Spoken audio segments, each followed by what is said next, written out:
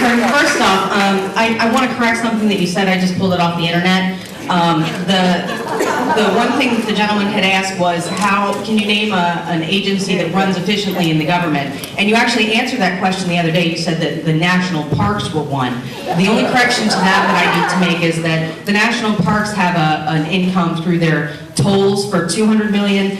They have nonprofits that support them of about $100 million. The federal government contributes $3 million. So unless there's a nonprofit that's going to support a lot of this plan, that would be a completely inaccurate comparison. My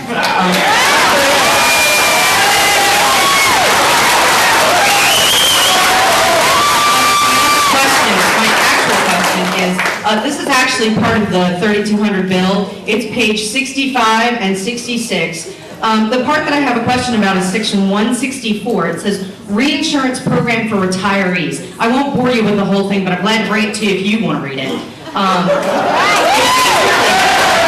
It says, in general, not later than 90 days after this bill is enacted. So everybody's been telling us that it's going to take a year to get all of this on board, but this actually says not later than 90 days after the date of the enactment of this act, they're going to provide reimbursement to assist participating employment-based plans for retirees, retiree spouses, surviving spouses, and dependents of such retirees for that are maintained by more employers, former employers, or employees associations or volunteer employees.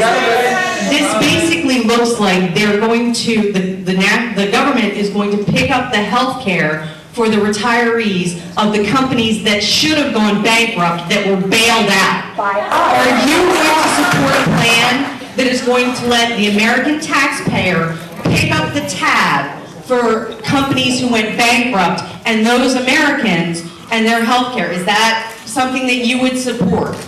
This is not about companies, it's about individuals. If an individual no longer has availability of health insurance, and the individual may very well qualify for one of our public plans. They may do that today. We have a COBRA law that was passed by Congress that provides public help for people who have lost their jobs to maintain their health insurance. It's called COBRA.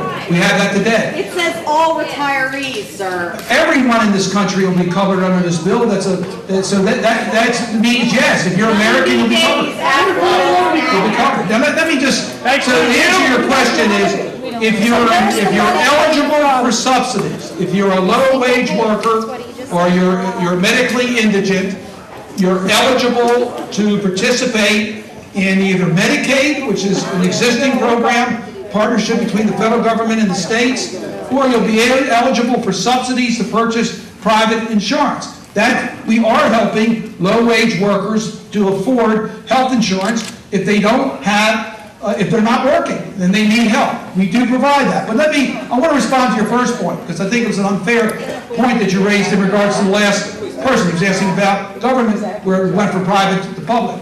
But look, all you have to do is look in the state of Maryland. Look at the National Institutes of Health. Look at the NASA and what they do in the space program. Look at the FDA and how it protects our health and what we've done on national research and NIH.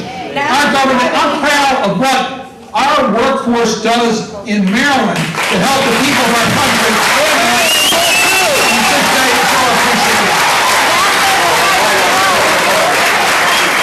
Okay, at this point we have time for two more questions. One here first and then you. Two questions. Mr. Cardin, I'd like to just thank you for your showing today. However, with the last year, the administration has shown that they were not capable and competent because of the failed stimulus bill, the largest one in history.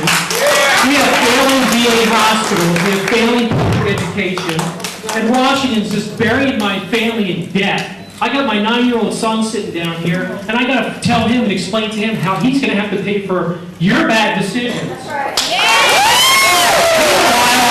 I'm called un-American to stand up and speak for what I believe is a constitutional right. It's just ridiculous.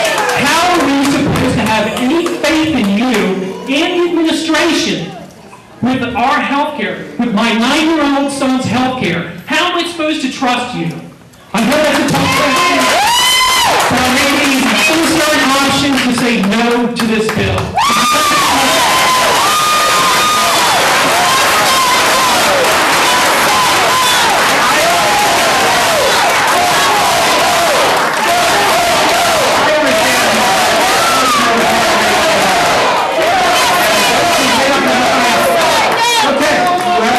I certainly respect your right to express your views, and I very much believe in that in our democratic system.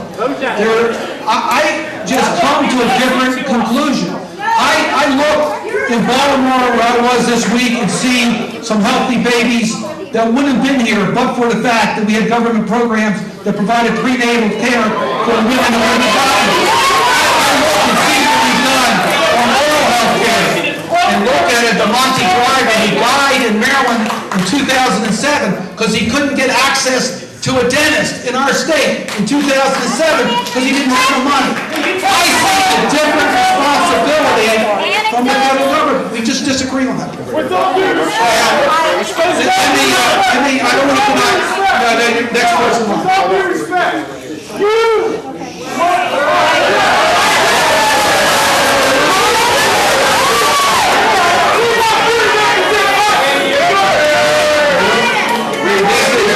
and that's why we have town halls.